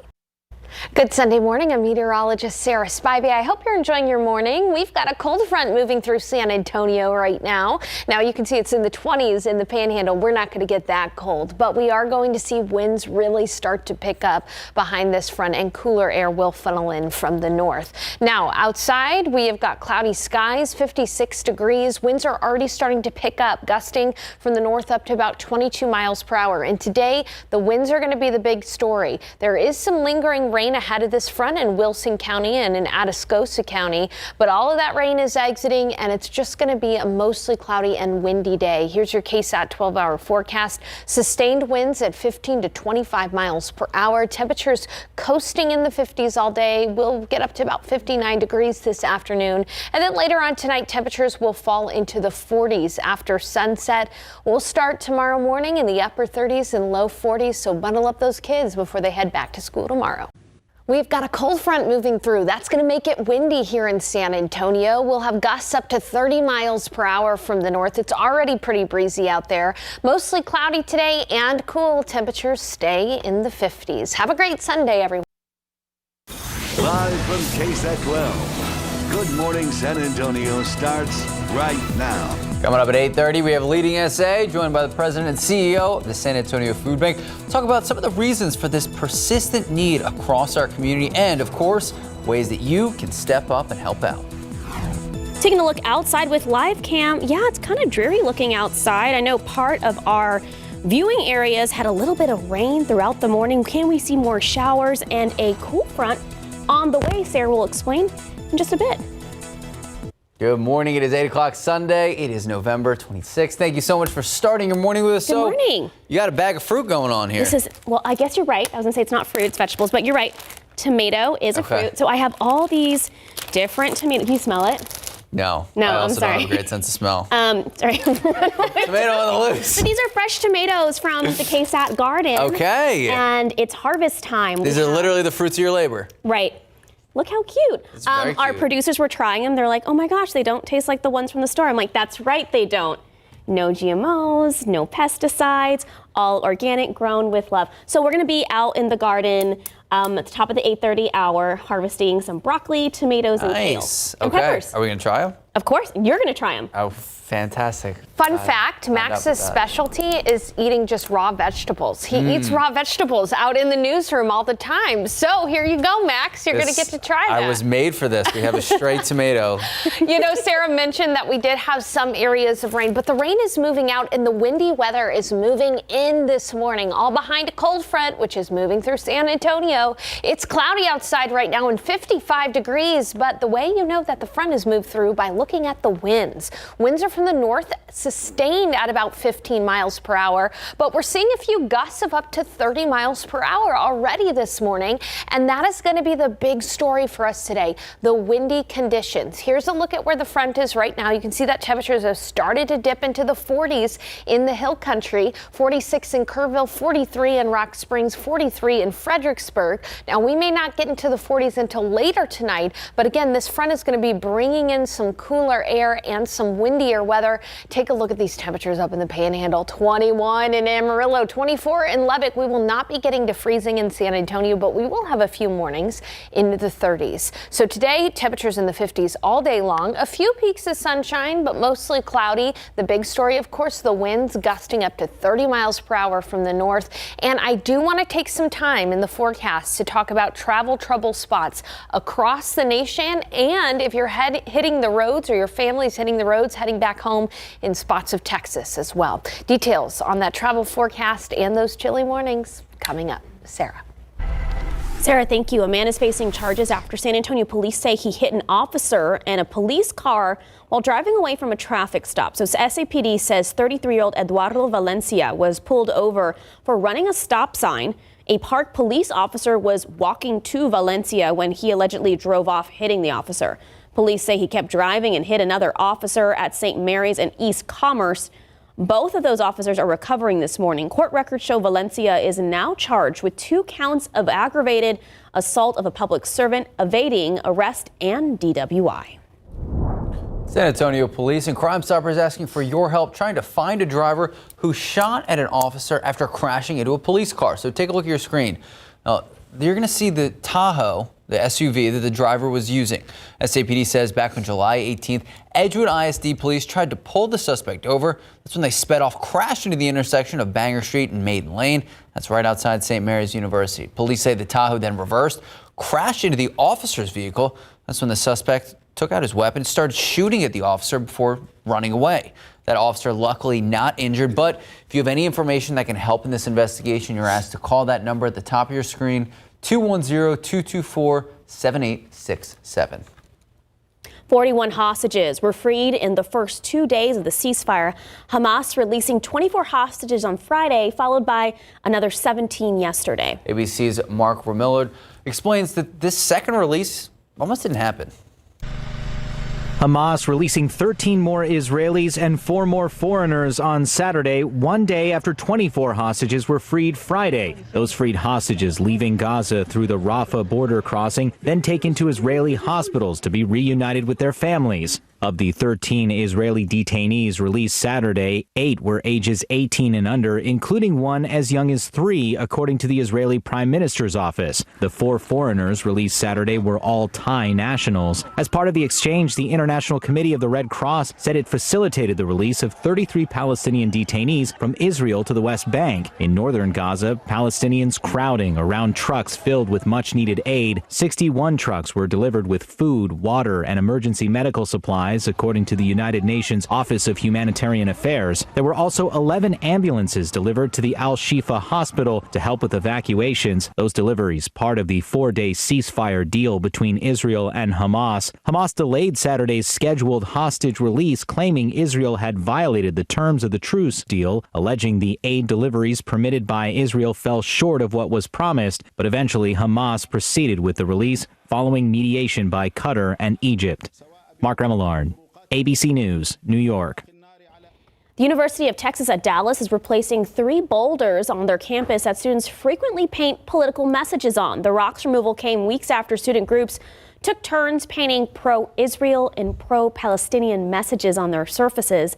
A statement released this week from the university says they support free speech, but the political messaging went too far after someone painted the Palestinian flag saying no piece of stolen land. Another painted over it with an Israel's flag saying we are winning. Well, the city of Austin creating a dashboard to track incidents involving self-driving cars after a slew of mishaps have a lot of Austin residents raising concerns. Remember, this is just about self-driving cars. Now, the dashboard will be updated weekly. Incidents will be divided into categories like blocking traffic and near misses. Now, the Austin Transportation and Public Works Department, they say they've received already 53 complaints about self-driving cars since just July, and clearly they have safety concerns. The department hoping that these dashboards will reduce the amount of incidents. Okay, and speaking of Austin, while many Texans believe it's the hot spot for the younger generations to call home, a new study by Smart Asset shows Killeen is drawing in more millennials than Austin. Among the cities listed in the report, Killeen was the 8th most moved to city in the nation last year. Almost 17,000 millennials moved to Killeen in 2022, making up 10.8% of the city's population. For newcomers, while Austin drew in more residents, millennials only made up about 10.7% of its new population, coming in one spot below Killeen. Okay, so it's close. Looking at those percentages of newcomers for San Antonio, the generation made up 7.08% last year. Your morning money news, ABC finance experts, they have their final Black Friday report for online sales. Adobe Analytics says Consumers spent a record $9.8 billion shopping online on Friday. And yes, that's just online sales. That doesn't include people going to the actual stores. And from online sales, we're already seeing an increase of 7.5% from last year. Adobe says more shoppers continue to make use of the buy now, pay later services. Those orders up 72% compared to last year. And it's not even Cyber Monday yet. If you aren't part of that $10 billion in sales and are waiting for Cyber Monday tomorrow, here's what finance experts are expecting. So shoppers are predicted to generate over $12 billion in online spending tomorrow. Electronics are said to be in demand, with sales up 152% compared to last month. Apparel, toys are both up 130%. And one thing that they really didn't track was the amount that American consumers are actually spending on vacation. And of course, as it starts to get colder, you're already thinking about that next vacation. I know you are. Already, I need to get out of the cold. Okay, so coming up, ABC's Rena Roy says we'll have the prices might be right this upcoming Tuesday to buy. What's better than a vacation? Getting a great deal on your trip. Travel Deal Tuesday, the Tuesday after Thanksgiving, may be your best bet for discounts on hotels, rental cars, flights, and even rental homes. Haley Berg, lead economist at online travel agency Hopper, says that prices typically drop by 30 to 60% on flights and hotels. So think 50% off a hotel stay in Bali, 35% off Rome, Tokyo, the Bahamas. Berg says this is a great opportunity to book bucket list international vacations. We see prices drop for flights to many international destinations as airlines try to pick up demand for early 2024 trips. But if you're on a smaller budget, she says this Travel Deal Tuesday is especially great for booking domestic travel. Domestic airfare is already lower than this time last year and 2019. So if you book on Travel Deal Tuesday, you can stack the savings of that lower airfare with additional promotions from participating airlines. To best take advantage of Travel Deal Tuesday, Berg recommends planning ahead. Start thinking now about what vacation you'll want to take in the next year. You can also set up flight watches if you're thinking about a couple of different trips next year. Keeping your options open when it comes to dates and destination. If you're thinking about a tropical vacation, consider looking at the price of lots of different destinations in the Caribbean. And booking with free cancellation when possible. If you need to cancel for any reason, change for any reason, the value that you have spent is safe to rebook yourself on a flight that works better or give you that money back. Rena Roy, ABC News, New York. Okay, so nobody won the $340 million jackpot last night. So let's take a look at those numbers, starting with pick 3, 411, 411, Fireball 9, Daily 4, 4956, Fireball 9. All right, and the Lotto Texas 8, 9, 13, 16, 21, 30, Cash 5, 2, 18. Oh, we don't care about the Cash 5. Powerball, though, I think it's up to $340 million? Yeah. What a day. 27, 33, 63, 66, 68. Powerball 9, Power Play 2. Good luck. All right. Speaking of good luck, we're going to need some extra luck this year. As you know, hopefully you know, we've been working to try to raise as much money as possible to try to fight cancer. This is our leaderboard right now here at KSAT. Let's look at Max in the lead. We started the GMSA Weekend Family Grassroots Movement. Right. To get a lot of small donations, but several to get Max over Mike Osterhage, who gets so here's the fewer thing. donations, but larger amounts. Right. We're the grassroots movement. A lot of smaller donations, like $1, $2, $5 donations. There's still time. Help us out. Again, yes, we like the spirit of competition, but this is all to try to fight cancer and help families who are going through seemingly the unimaginable. Okay, are we still number 2 in the nation? For a while, we were number 1. I think we just jumped over the commercial trucking company in Alaska. yesterday. No, that's the Alaska Troopers. Oh. Yeah, no, there's 3 seats vying for number 1. The Alaskan State Troopers, right? The commercial trucking, and then KSAT. And then KSAT. Yeah. Let's go KSAT. We're working here, but again, we're doing it for a good cause. There's still time to help out. And with the Mike Osterhage thing, he has like weird large donations coming on like November 30th. And they're always anonymous. Always anonymous. He knows people. Or is it Mike Osterhage? It's hard to say. But we have you guys. We have our GMSA weekend viewers, and you guys are awesome. So keep donating, even if it's $1. And donate under Max. Time now, 8:12, 55 degrees. Our zoo nominated for an award. After the break, we'll tell you how you can cast your vote. All right. So we're going to be out in the garden around 8:30. And, I mean, this is what we're going to expect. Cloudy, 55 degrees. What is the rest of the day going to look like? When are we going to see it heat up a little bit? Will we see rain? We're going to check in with Sarah Spivey in just a few moments. All right, good morning and welcome back. San Antonio Zoo's holiday experience, it has been nominated for a USA Today Reader's Choice Award. San Antonio Zoo Lights nominated in the Travel Award category for Best Zoo Lights. I didn't even know this was a category. Zoo officials say it is the first nomination for our zoo in that category. And it's funny because this has been going on for years and it's always really cool. The last day of voting is this Wednesday. If you want to vote for our local zoo that we love, the link is embedded in the article. Just head to KSAT.com. Zoo Lights open now, and it stays open until New Year's Eve. Have you made it out there yet? No, not yet, but I can't wait to go. I go every single year. So also on KSAT.com, we have a full list of places in and around the city that are putting on events to get residents in the holiday spirit, whether you're planning on ice skating date or a family trip to Santa's Ranch. We have it all laid out for you. Just look out for this article under the Things to Do tab. And today is really going to feel like that Christmas and holiday spirit. You know, it's going to be mostly cloudy. It is going to be windy, though. A front has moved through, and that's helped to push the rain south of San Antonio. Here's a look at the authority radar. You can see where the rainfall is right now.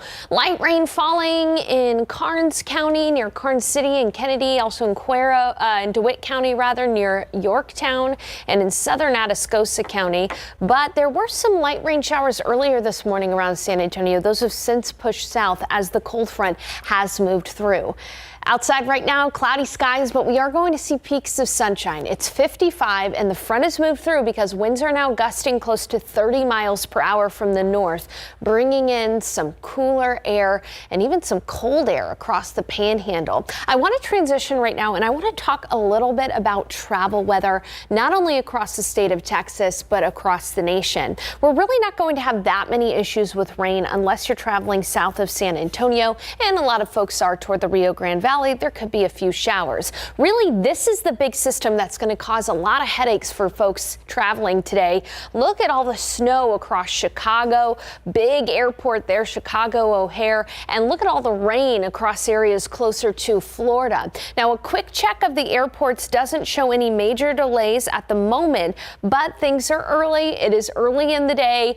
We don't expect too many delays at this time. We will wait and see. Again, across Texas, things are okay, just cooling down. Take a look at temperatures in the 20s in Amarillo and in Lubbock. We are not going to get that cold in San Antonio. We may dip it to the 30s a little bit in the mornings, but we're not going to be experiencing freezing weather. This is just a reinforcing shot of cooler air that is going to make it windy. I think winds could be the only problem if you're traveling or your friends are traveling across Texas today, particularly out east toward Houston on those east-west highways like I-10. Those high-profile vehicles can end up getting swayed by the winds. So just use caution. Windy on the way to Houston, partly cloudy up toward Dallas. Down to Laredo, it's going to be cloudy. Corpus Christi and the Rio Grande Valley, cloudy. Possibly a few light rain showers as well on your way to Corpus Christi and the RGV. Otherwise, here in San Antonio, the big story is the winds. Winds are going to be gusting from the north up to 30 to 35 miles per hour this morning. Then this afternoon, still pretty breezy, but by the evening, that's when winds will finally start to calm. So a very windy start to the day, lasting through most of the day. And we will see some sun, mostly cloudy skies by noon. Take a look at temperatures kind of coasting in the 50s all day today. We'll be up to about 59 degrees for the high. That's it. Otherwise, again, the winds, and then tonight temperatures will fall into the 40s.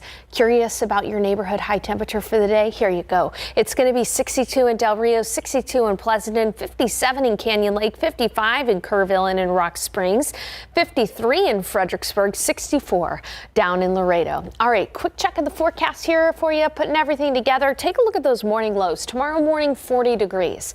Tuesday morning, 39 degrees. Highs are going to stay in the 50s for a few days here. Really, it's going to be hard to get into the 60s on Wednesday. By Thursday, we start to see temperatures warm, even a chance for rain coming up in the next half hour. We'll talk more more about that chance for rain on Thursday, and then we'll be back in the 70s by Friday and Saturday. So get good use out of those sweaters over the next few days.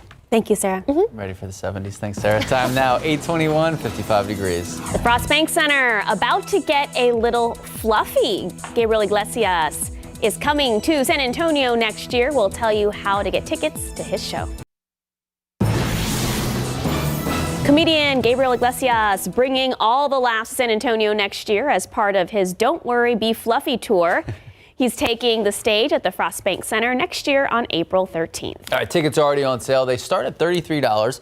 If you're interested, you want to go, we have everything you need to know under our Things to Do tab on KSAT.com. We also have embedded links to his site as well as the Frost Bank Center website.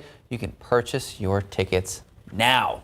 I remember he was supposed to come here during the pandemic. I think he got sick, so I'm glad he's okay. Yeah, I love Glad he's coming Fluffy. back. And shouts to the Frost Bank Center and San Antonio. We're bringing in like a lot of big shows. We're doing good. We're doing good, San Antonio. All right, time now. Just about 8:26, 55 degrees. Okay, there's a bountiful harvest. Look at that kale. Whoa. Is that ours? Yes, you're looking at the KSAT garden. Max and I and broccoli. We're going to be harvesting some of the vegetables and fruits out there in just a couple of minutes. I'm excited. Yeah. All right, speaking of green, look at that green. Vegetables. He will. Okay, he might. In our next half hour, we're going to look at how Black Friday shoppers perform this year, plus how our No Shave November team's doing. Good morning, welcome back. Happy Sunday, I'm Max Massey. And I'm Sarah Costa, and we have lots of tomatoes because it's the end of the season, and all of my tomatoes that I planted in the fall, the KSAT garden, they're coming in. This is a celebrity tomato. It smells really good. But we're going to be out there in just a couple of minutes. We're showing you what's growing, and we're going to be harvesting live. Like a kid on Christmas morning being like, I brought you presents. I have worked so hard for these tomatoes. Here. Thank you. You're welcome. I'm not going to just take a bite out of it. All right, Sarah Spivey, we're going to head out to the garden in a few minutes. What can we expect? Well, I would recommend taking a jacket, guys. Like a rain jacket? No. Okay. It's windy and cold outside right now. Temperatures are in the low 50s, breeze from the north, make it feel a little cooler. It's a big travel day, too. Take a look at the roads right now. This is 35 at Ben Zingelman. Things are fairly quiet at the moment. Not too many folks on the road. And really the biggest thing that you'll have to contend with if you're traveling today, particularly if you're driving east and west, we're going to have a pretty stout northerly wind. And so you'll want to be on the lookout for those high profile vehicles, which can often be impacted by a stout north wind. There are some light rain showers, though, south toward Kennedy, Yorktown, and southern Atascosa County. This is all ahead of the front that has been moving through. That front is moving through San Antonio as we speak. Take a look how cold these temperatures are behind this front in the 20s in the Panhandle. Don't worry, we're not going to be seeing a freeze here in San Antonio, but this is just a shot of reinforcing cool air that's going to keep things cool for a while for us. Now today, Sunday, it's all about those winds. Winds are going to be gusting from the north up to 30 to 35 miles per hour. A few peaks of sunshine and a high in the 50s. By tonight, though, it's going to be chilly and in the 40s. Here's what you need to know. As I mentioned, it's going to be turning windy today, but in the week ahead, we're going to have cold mornings and cool afternoons. You're going to want to bundle up those kids as they head to the bus stop tomorrow. Mornings are going to be in the upper 30s, low 40s with cool afternoons pretty much all week long. And then I want to talk about our next rain chance on Thursday. I'll have that forecast for you coming up in a few minutes. Max and Sarah. Thank you, Sarah. It's been a big weekend for the Spurs, between Pop telling the crowd to stop booing and to Wemby's jersey being misspelled after his jersey, you see it right there on your screen, was spelled with an N instead of an M at the Yana. It should be Yama. Wemby has responded. Okay. So in a news conference, he says, quote, "It's a real shame. I don't know if somebody got fired. Oh, the Spurs did their job checking on my name. I don't know. It's a real shame." End quote. Adding that he didn't know about the typo at first on social media. I mean, you're not looking at the back of your back. Some Spurs fans speculated that maybe the Warriors were at fault, while others poked fun at the situation. Spurs play in Denver tonight. Important to note, I think they also lost like 11 in a row. Oh, it's really disheartening. Few woes. Yeah. All right, but hey, speaking of some big winners, I want to say big congratulations to all of our local high school football teams advancing in the playoffs.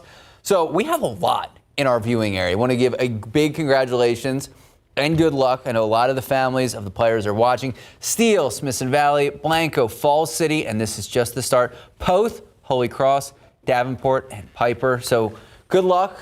We know you're moving on. And hey, we're rooting for you.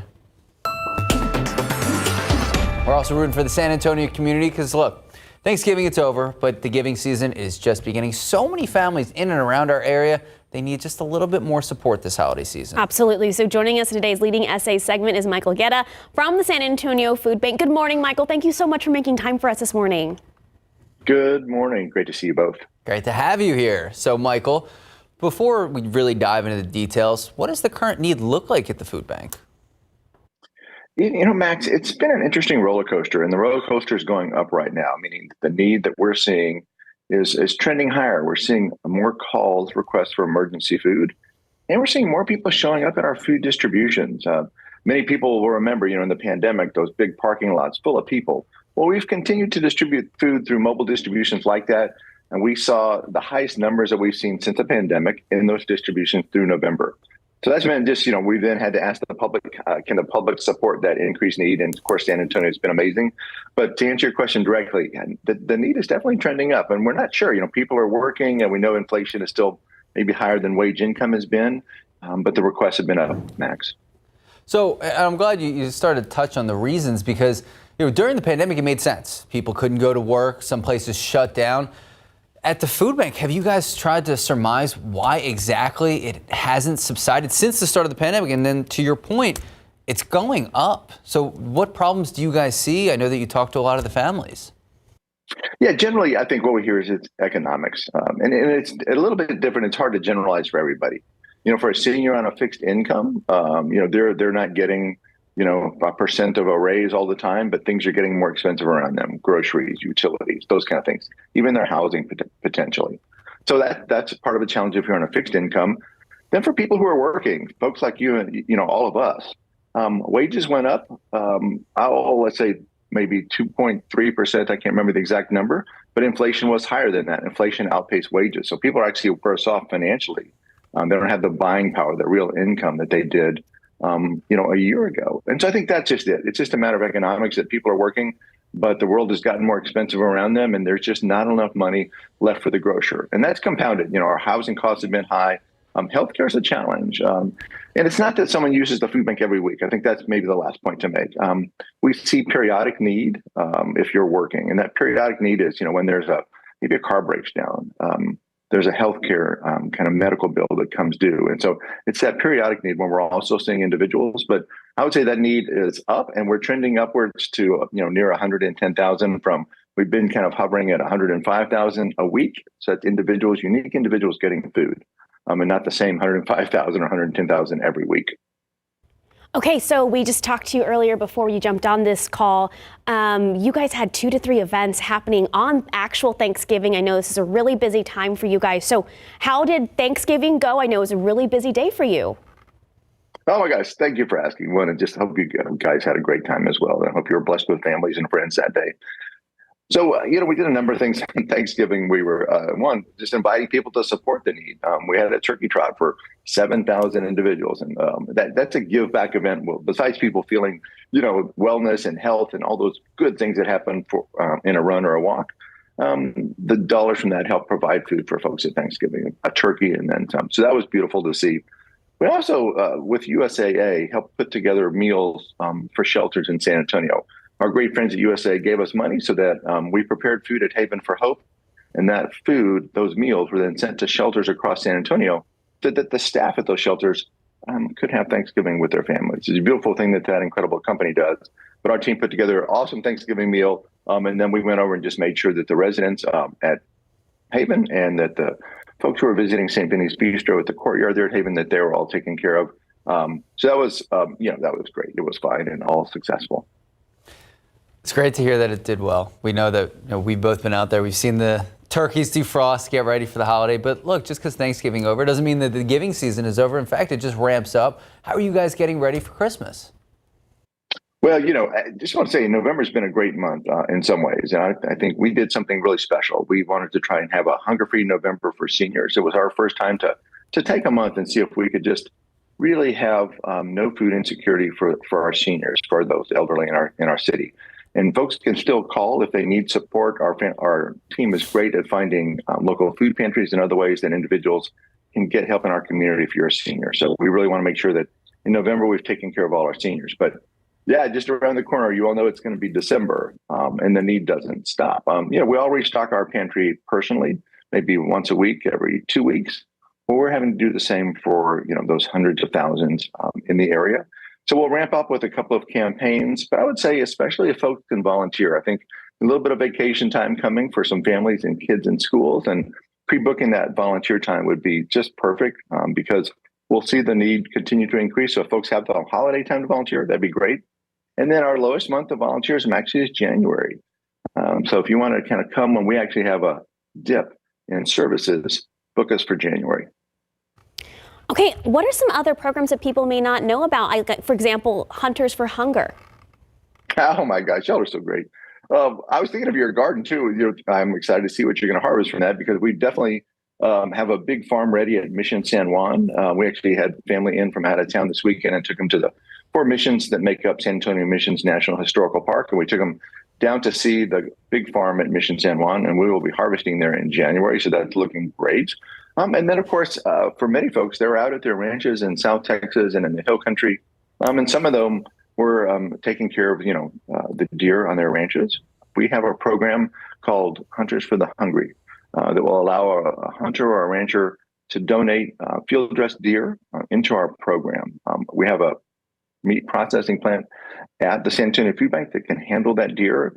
It's available 24/7 for a hunter or a rancher to bring those deer, drop them off in our cooler.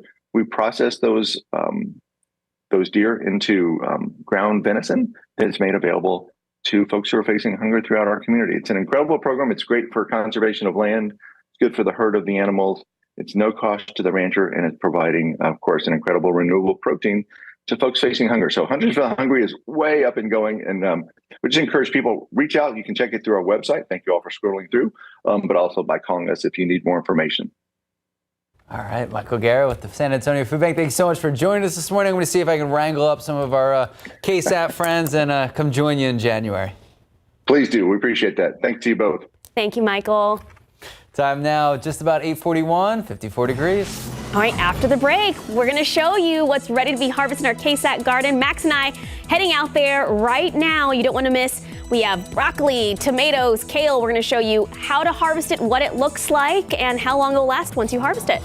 And I don't think we're going to have time to grab a jacket, but Sarah Spivey says if you are headed out the door right now, I would say wait about 16 minutes so we're done with the show. But if you are headed out, make sure to grab that jacket. We're going to check in with her in just a bit.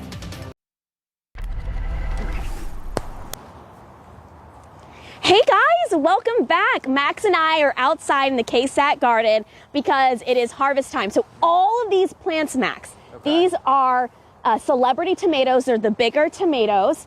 And these are cherry crush tomatoes. These were all planted the beginning of September, and it is harvest time. So first, what we're going to start with before we get to the tomatoes is we're going to start with broccoli. Now, by no means am I a perfect gardener. Okay. And Max, I actually want to show you. This is something, see how they're turning yellow? These little, on the top heads of the broccoli? You don't want it to look like this. Okay. Because duly noted. I should have harvested this last week. You can totally still eat this. Okay. It's just not going to taste as good and fresh as the normal, you really want to pick broccoli when the heads are really tight and very green. So we're going to go ahead and harvest this, Max, because guess what? What? I'm going to harvest this, and it's going to keep growing until eventually it dies back. And if I were to just let it keep growing, it would flower and seed, and we could have broccoli next season. So what you're going to do, oh my God, this is really in there. So I'm going to, Please don't hurt yourself. These are not my garden scissors either. But that's, and you want to, piece of broccoli. Yeah, but you want to cut it at an angle. That was a poor cut, sorry. If you cut it at an angle, you're going to promote more growth for the future. So there you go. Have you ever gone to the store and you'll look at the broccoli? It's usually cut just like that. So I'm going to just cut a couple more. So we can, I didn't realize I had so much broccoli out here. Very impressive. This is going to last maybe for about 5 to 7 days in the fridge, but you want to cook it pretty soon. Okay, I have some sad news. Okay. This was my cucumber, but nothing produced, and it's because it was lacking a very important nutrient, the sun. Cucumber needs a lot more sun, and I thought maybe right here it was going to get enough, but the KSAT garden, we have these beautiful big oak trees.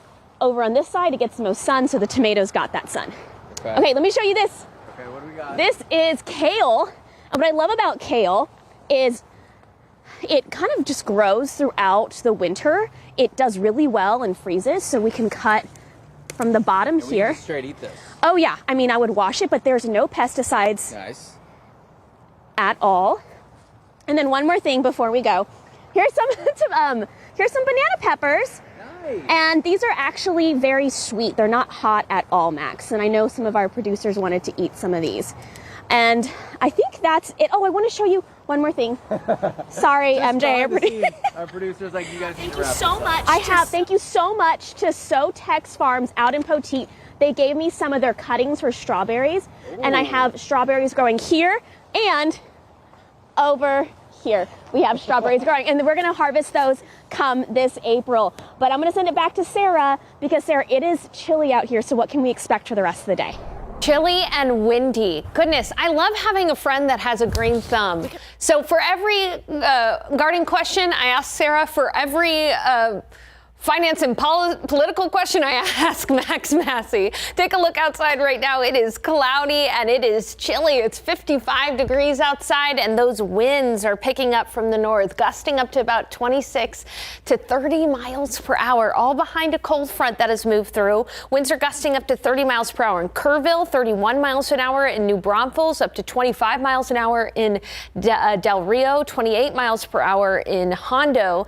And as you can see, winds gusting up to 31 miles per hour in New Braunfels. So a windy start to the day for us, and it'll stay windy today throughout most of the day, gusts up to 30, 35 miles per hour. This will lead to cold mornings in the week ahead and cool afternoons. We're talking mornings in the 30s and 40s, but no freezes yet for us in San Antonio. Our next rain chance is Thursday. So let's talk about the forecast. First, I want to talk about this system as a whole. Take a look. Some light rain in deep South Texas. So if you're planning on traveling across Texas, or if you have friends and family traveling across Texas, maybe some light rain heading to the Rio Grande Valley, but that's about it as far as weather goes around Texas.